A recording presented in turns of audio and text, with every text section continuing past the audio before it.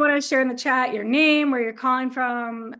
If you'd like, you can also drop something, that's on your mind today into the chat, maybe a moment looking backwards toward Passover or looking forward to something you're carrying into the week ahead. And I'm inviting also everyone, if you can, it will be nice if you can have a pen, paper, and a cup of something nice to drink. So that's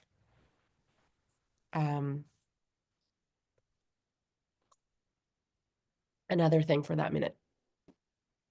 All right, let's kick it off. Let's get started. So good morning, good afternoon, welcome to everyone. I'm Jordan Rozensky, and I'm standing in for Ariella today. First things first, I am so happy to see everyone here, including my aunt. Hi, Aunt Lauren. Whether you've been with us before or this is your very first time here, whether you're planning to drop in every Monday for a bit of grounding or you're just here for today, we're so glad you made it. Truly, truly welcome. As we get started, feel free to share your name and where you're calling from in the chat. If you'd like, you can drop in one thing that's on your mind today. If you want to make sure you have a pen and some paper, that would be great as well. A quick 30 seconds about SVIVAH before I turn things over. SVIVAH is about revolutionizing the way Jewish women come together in community. We believe that Jewish communities should empower women as individual change makers in our own lives and in the world. And we believe Torah is part of our lived experience, something we explore and discover together. And finally, and importantly, we define both Jewish and women very broadly. If you want to be with us, we want you to be here. So thank you so much. Truly, you are welcome here. Now, I'm going to turn this over to Naama with a question because as I was admitting before we got started, before prepping for this series, I had never counted or colored the Omer before. And honestly, I thought it was some outdated agricultural ritual, something that just was left over, something about, like counting farming days or like keeping track of grain. I had no idea. I wasn't even sure what the Omer meant or why we count it. So Naama, if you can kick it off for us by explaining what counting the Omer is and how it can be a tool for reflection and grounding, and that would be great. Thank you so much. Sure. Thank you, Jordan. And welcome and good morning, everyone. It's really good to see you. And this is Monday morning for me. I'm calling from Berkeley. And on the way home today, so if you learned with me in the past, you know that I'm walking with my son in the morning to daycare, and then I'm walking home, and it's my time to think. And on the way home, I was like, I'm so grateful that we're gonna meet, because I know some people are like, oh my gosh, Passover was just like, all this light, and now I'm just like waiting to bring this light into my life, and it's amazing, and I'm so happy for whoever has this experience. But for me, I woke up this morning, it was like not only a Monday, but a Monday after 8 days of Chag, and I just felt like, whoa, what's going on? Where am I? Who's who? What am I supposed to do? So I was like, grounding. Yeah, it will definitely be great in the beginning of Monday. And I also would love to hear from you if you want to put in the chat, just like, one word for like, what kind of like remained with you? Again, doesn't have to be specifics or about people, but like what's something that remained with you in your emotion from Pesach, one thing. And Pesach is like one of our biggest holidays of the year. And this is also an agricultural holiday, right, Jordan? To some extent, Pesach is like is a time of redemption, but also time that when our people were on the land, then that was the Chag Aviv, the holiday of spring, right? So I think here in California you definitely see it. In Israel you see it. If you live in a Mediterranean um, climate, it's stunning, it's beautiful, everything is like really growing. But like if something remained and survived so many years, then there's something deep there, right, that speaks to our psyche. And I feel it's our great zchut, our great merit, that we have the calendar to basically tell us stop, right? Chag in Hebrew means to move around. right? If you ever heard about actually the Muslim ritual of going to Mecca to do the Hajj, it's the same word, right? To go around, to move around. So he tells us for this time, you're going to stop running forward and you're going to move around for just a sec.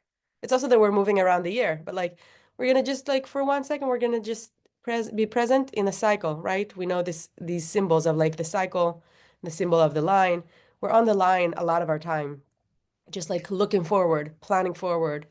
The Chag is here to tell us to stop for a moment. So just like one thing that, just when you stopped for even just a moment in Pesach, something that just, you know, you felt.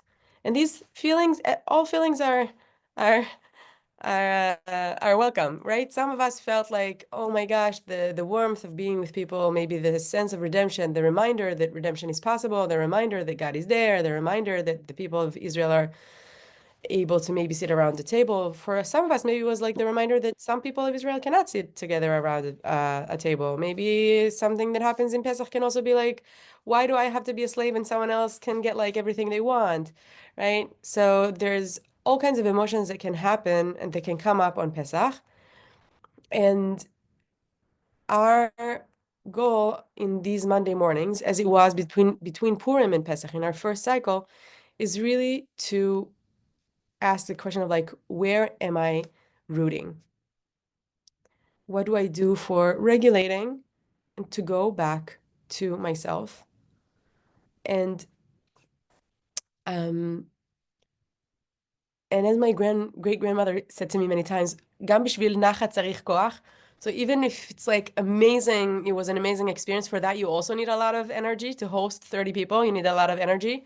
If it was tough, of course, you need a lot of energy. So we're just asking, how do we regulate? How do we always go back from the big waves of our life to some type of a center, especially in a world that spins so much? And between Purim and Pesach, we did this with the teachings of Yemima. And now between Pesach and Shavuot, which is also the time that Jordan mentioned, the time of the Omer, counting the Omer, which we will talk about in a moment, we're going to do it a little differently. So a fun fact, um, psychology studies show us that the more granular your language is, so the more you're able to name your emotions, the better your well-being is. So I have a 18 months old. He's like saying his first words now, right? Saying like mama, abba, gato. Goes to Spanish daycare, so all the animals are gato, and which is a cat, I learned. But the thing that I want to say about this, I mean, it's not just about my experience. All of us saw kids learning to speak, and there's a lot of frustration when you start learning to speak because you can't say most things. So if you saw like an 18 months old, you know that like at some point they're getting a tantrum because they really wanted that cup of water and they got that cup of water, but they're not able to communicate. Right? So there's something about our ability to communicate that is really helpful, not just on a practical level, but also because we're able to know, even if we don't get what we want, what's going on for us. So we're able to communicate with others, but also with ourselves.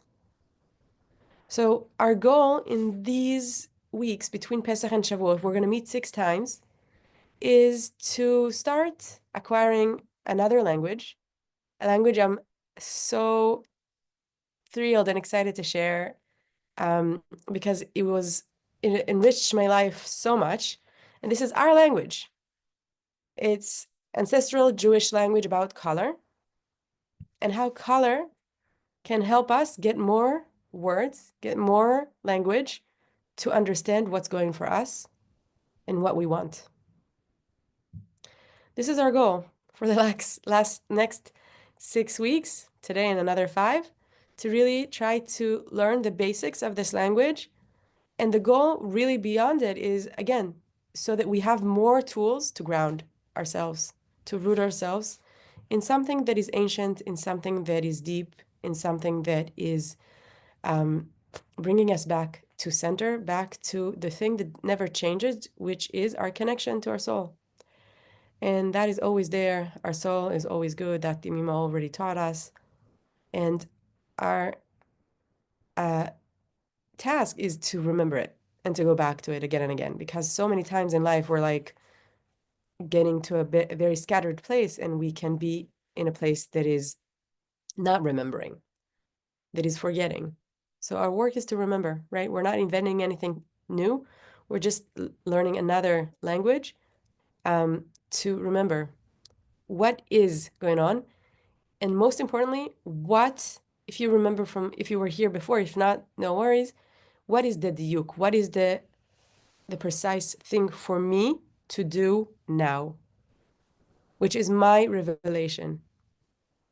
And to really remember that I have revelations, that we have a soul, and therefore God is revealed in our life through our insights, and our actions are helping us to act on these insights. And we already already learned that insights need to be implemented. We want this revelation to become redemption, if you will, if we're using these words. So before I'm gonna speak more words, I wanna just, let's take a moment to enter our sacred space together. So to do that, we usually start with just taking 2 minutes to just journal what's going on for me. What's going on for me this morning? The question that we ask is, what is moving in me? What is moving in me? So it can either be just like, automatic writing, whatever comes to your mind, just put it on the ground, on the paper, to just make space for new things to come. So just like, to make space from everything that is running in our head. Or you can just write about whatever impressions stay with you from the Chag. So the question again is, what is moving in me? And we're going to be back. I'm going to call us back in a minute.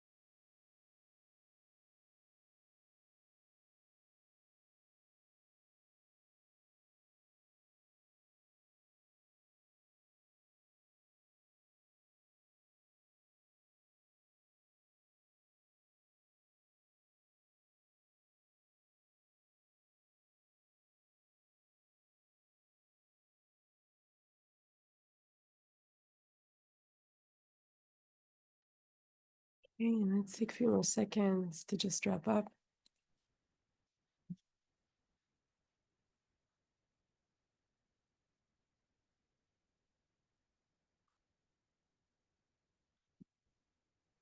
Right. Thank you for sharing your words in the chat. It's always so great to really get, to hear people's voices and to hear such real things. So sharing thank you for what you shared. It makes me feel like people are able to come here with like a real experience, and whatever happened for them over Chag, and the whole spectrum. All right. So color is everywhere, and it is a strong symbolic tool and a reminder.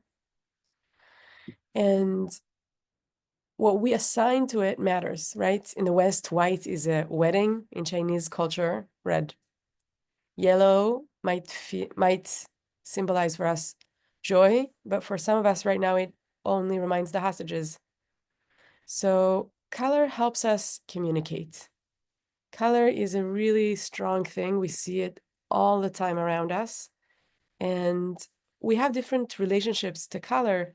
Some of us maybe notice it more, some of us notice it less, but it's a very strong tool.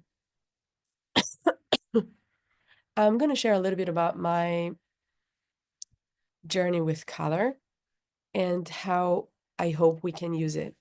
And for me, working with color is really working with our ancestral system of the Sfirot. And I want to introduce that system. Some of you probably know it. Maybe some of you know it better than I. But I'm just going to introduce it for all of us.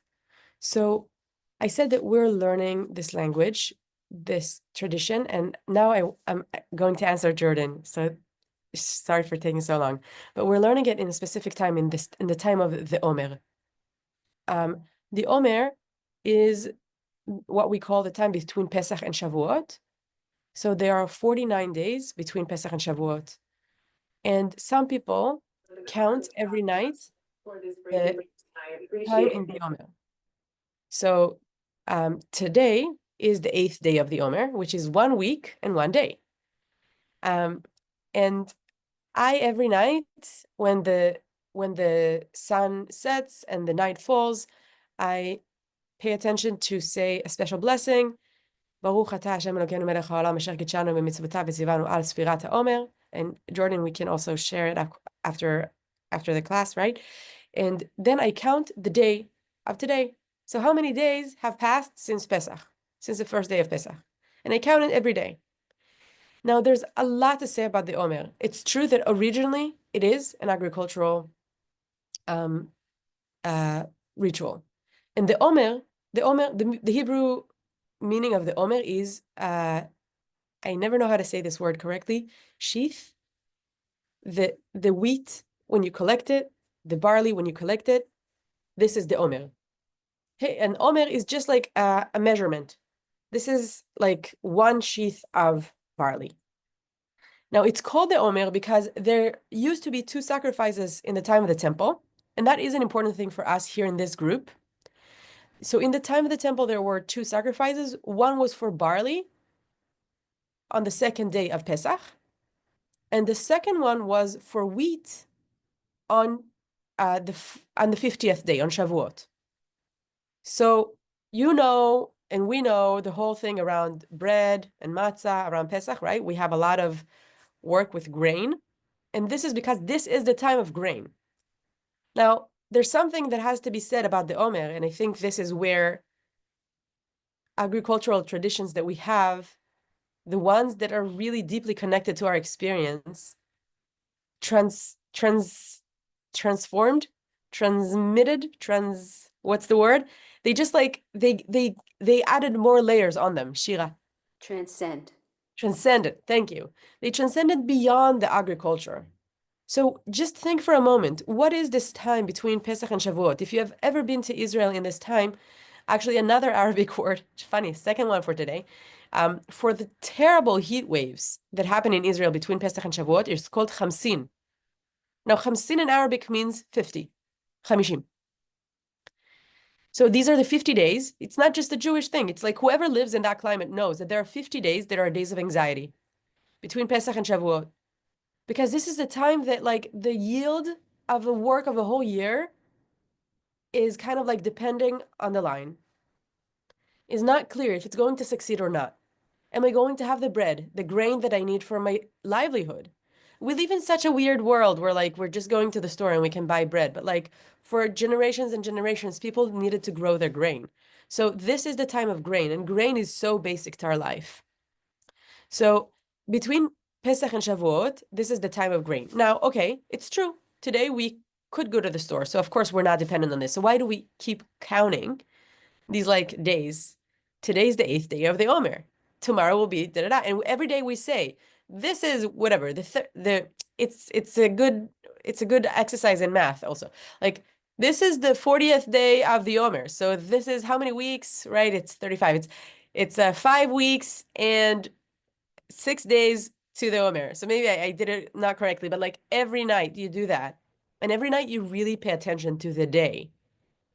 So one thing I think that kind of like made it survive all these many, many, many centuries is that we all know the experience of being in this place of anticipation, right? Being in a place where like we don't know if something's going to succeed or not.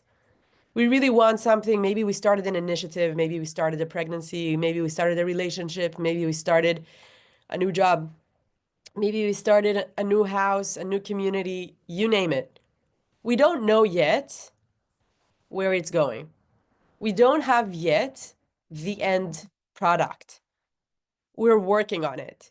We're in this time. This is called the Omer. This is the time of process. And this is the time where we want to be in the end all the time. And our tradition says, no, stay here. Today is the 8th day. It's 1 week and 1 day from the beginning. You will get there. You're getting into the process. We often also don't want to start the process, of course, because this is frightening to start processes. And that's what we said about Pesach. This is the time of Bad, Nitzan, Nisan. This is the time that you're willing to say yes to life, to go into redemption. Sometimes we don't want to. We don't want to leave what we know. But we're leaving, and then we're getting into the second phase, which is the Omer. Can you sustain that time between the poles? And in times of uncertainty, one thing that people really discover and are nourished by are mystical traditions. So some of us think about it as like, something not serious. But the truth is that mystical traditions are super serious. And they are also really touching on the roots of our existence and on our most deep experiences. And we have a very beautiful mystical tradition. We have mystical traditions. But one of our traditions, the mystical tradition that we have, is obsessed with two questions all the time. One question is, how is the world created? Right? So we have the story in the Bible, but our mystical tradition asks, how is the world created? And I want to make this question very relevant to us. The mystical tradition of our people tells us that the world is constantly created, all the time. It's not that things are there. We are all the time in a process. In a way, we're all the time in the Omer. But of course, there are cycles within cycles within cycles. Now, why am I bringing this in the time that we want to ground? Because I'm going back to where we started. If we want to have language to understand that creative process that we're in all the time, and the creative process that we want to initiate, then we need language for that.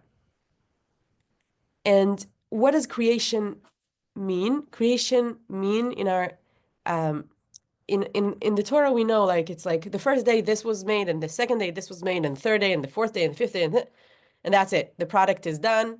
Here you go. Enjoy the world. Right? In the mystical traditions, like everything is sustained all the time by divine energy. And that divine energy, for me to be alive, for my clothes to be existing, for my computer to be here, for us to be together, there has to be a creative process.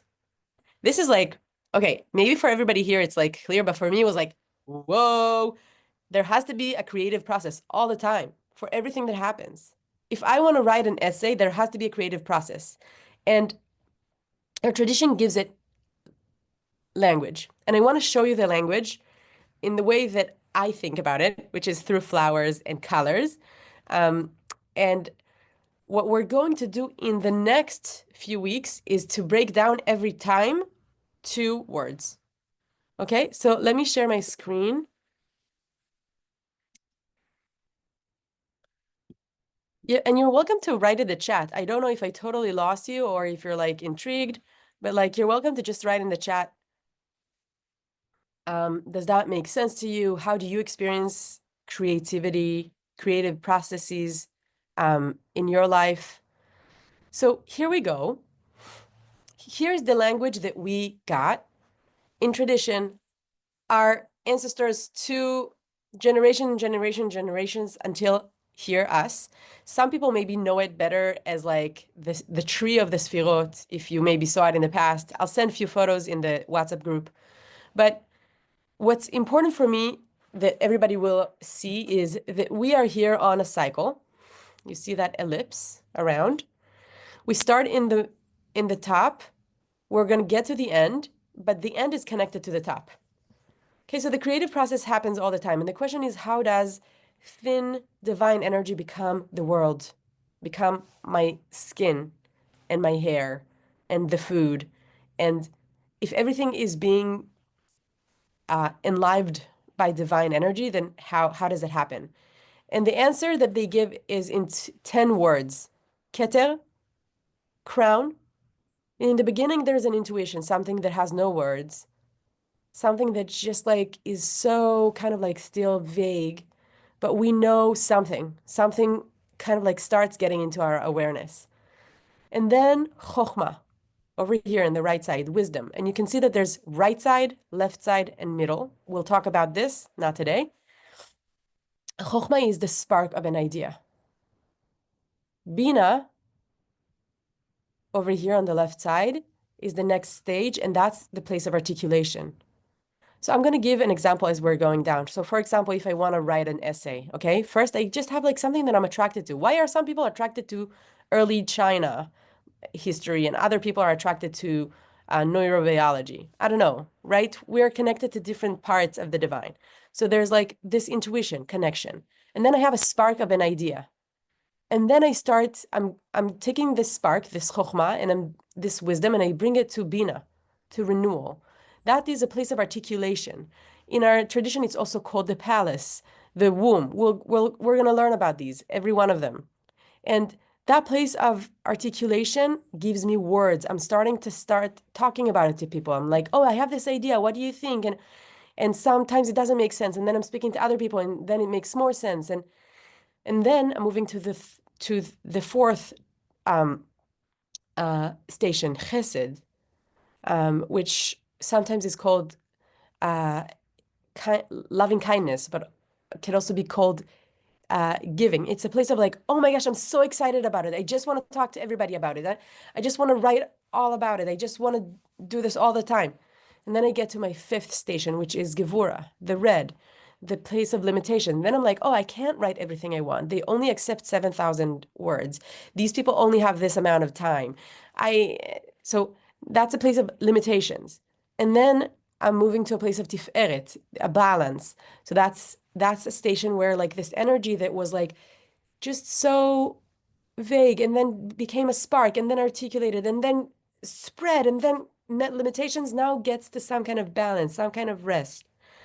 And then from there, I'm going to Netzach. And that's a place that when I have this something that starts getting a form, right, is in Tiferet, is some kind of rest, then I'm going to Netzach, to the place of persistence. Now I really have to develop it step by step, moving forward, taking it to eternity. But Netzach is moving, from Netzach, we're moving to Hod, to this dark pink place in the left side, which is the place that balances Netzach, balances the persistence. And I can't write, I'm writing every day for 2 hours, okay? That's my persistence. These ideas that I balanced in Tiferet, now I'm writing every day for 2 hours. But sometimes I'm doing Hod. I'm stopping for a moment. 1 week I'm stopping to just take a step back, to just do deep listening, to just see that I'm actually where I wanted to be. And then I'm moving to Yesod, the orange, the ninth station. That's the place where this thing is already so clear to me that now I can channel it. And I really need to hold equanimity to channel it. I'm now in the place where I'm like, doing the last designs. I'm doing the last edits. I'm channeling. Things are so clear. The words are just coming out. It's kind of like really able to communicate to other people, which leads me to the last thing, Malchut, the place of reception, the place where I'm saying, I'm accepting this. I'm receiving this. This is what it is. This is what it is going to be in the world. I'm willing to fall with it and get up. This is the place that is in our tradition called a spring and a prayer and a moon and a lot of other associations. So if all of this right now sounds like up on top of my head, I have no idea what's going on. My hope is just that it just feels intriguing. That it just feels like, wow, this is a language I want to be able to speak. I want to be able to go in my life and say like, oh, I'm now in chesed. I really need some gevurah in my life. Or I want to say, oh, I'm so deep in netzach. I need to balance it with yesod. I need to balance it with hod. I want us to just learn this language so that we're able to just move around in the world and and identify, oh, this is where I'm at, and we're going to learn each one of them. We're going to learn the associations that come with them, and we're going to learn a meditation for them. And my hope is that even though it's right now a little flowing, that it feels magical enough that you want to have this language. Because I promise you, this is a language that is very grounding. And in my home, every day, there's like, some people call it here in California, there's a little altar. I put a little altar of color, which reminds me what I need for today. So for today, I really need some limitations because it was like scattered all over the place. So I have like one red flower on my table. So this is a language that gives us more tools to connect. And I feel that it's very appropriate to introduce it in the Omer because the Omer started as an agricultural tradition, but nowadays, after many, many years that we have the Omer and many generations that we have the Omer, it became very clear that this is a time for mystical exploration. So if you open the Sidur and you look at the Omer counting, you'll see that it says in very small words, for every day, there are these words that I just introduced for every day. So for example, today is the 8th day. It's also called in the Sidur, Chesed Shebagvura. It's the time of paying attention to these two qualities that we're going to talk about. So there is a language. It's available for us. Sometimes we didn't know it for a long time. Thank you, attributes. But this language is ours, and it's so deep and it's so beautiful. And each one of these attributes really has many, many associations. So each attribute has all kinds of ideas that are connected to it to help us understand it. And one of them is color. Each one of these attributes is associated with a color. So I'm going to close just with saying, connected to what we also learned between Purim and Pesach, the world is spinning really strong. We can't fix the world, not because we don't need to, but because the world is not a fixed place. It's a place that is being alive and creating and created all the time. And what we can do, Yemima taught us, is we can create warmth in ourselves. We can find the right thing for us to do, to turn to ourselves. And that ripples to the people in our household, to people in our community, to people around us. So this time between Pesach and Shavuot, every Monday, we want to stop to get one more tool to make, this is how I imagine it, our homes into little temples. Into little temples where we bring a little more peace to the world using an ancient language that helps us understand this world, this created world, this dynamic world that we live in, and articulate our prayers or our intentions for what we need and what we're hoping for in the coming week. So one day at a time, here in the Omer. And before Jordan will give me the look of needing to close, I would love, love, love to hear from you in the chat.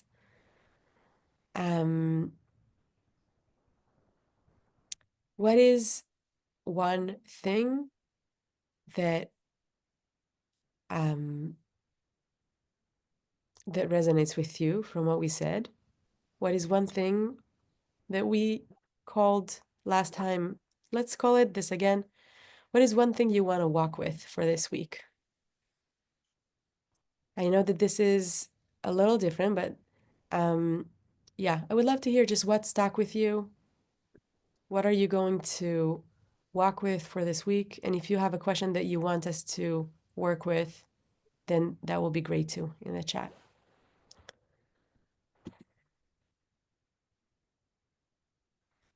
Sorry. And I'm gonna go look at this. Oh, I'm sorry. I only see now about the words. I'm sorry that it was so tiny. It is tiny.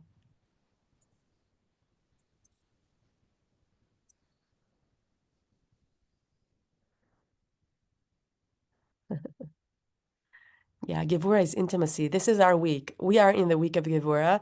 We're not gonna rush and try to do each one of the sfirot in the week that it's kind of like more prominent, because all of them appear again and again through the Omer. But Gevura, this week is the week of Gevura, starting on Sunday until Sunday, and this is a time of paying attention to the things that limit us. And limitation is also the place of intimacy, right? When I'm choosing to be only with one thing. This is also Gevura.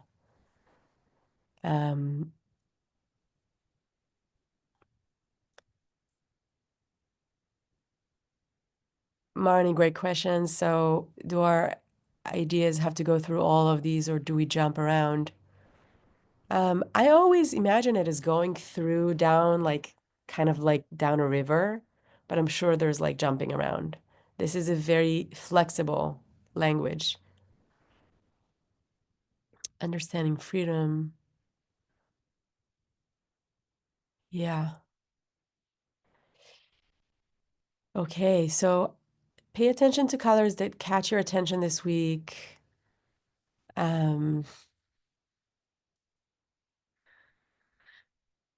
Shira, that's a great question. That's creating little temples or altars give us constancy or grounding in our spinning world. We'll see. I would love to hear from you. For me, it's just another place of remembering, just like putting something to remember and to be embodied in our life, in our spiritual life, to have it in our daily life. Trust the process. Process is the word for the Omer, exactly. Process.